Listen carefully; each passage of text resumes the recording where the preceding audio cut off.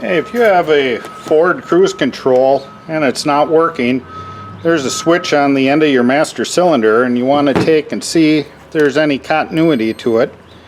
And as you can see, there is none here. This is likely your culprit. Okay, purchased a new switch, put it on the master cylinder there, and it came with a new wiring harness here. And as you can see, the old one here is filled with brake fluid. That is also a bad sign.